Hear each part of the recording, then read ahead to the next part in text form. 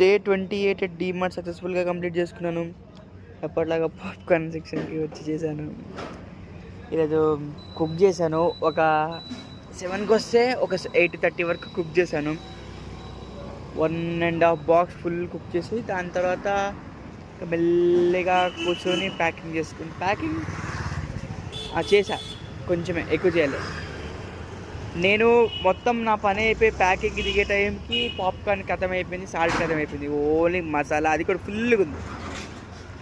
మెల్లగా 9:30 10 వరకు కూర్చొని అలా మెల్లగా కంప్లీట్ చేసుకొని ఇంకా బయటకు వచ్చేటప్పటికి క్లీనింగ్ చేస్తుంటే ఇంకో విషయం తెలుసు. ఏంటి అంటే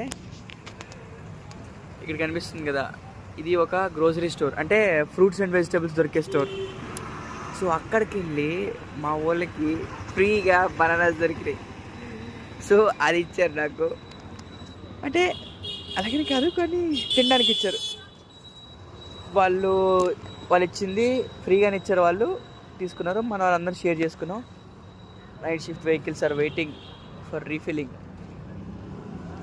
ఓకే, చలో, గుడ్ నైట్, బాయ్.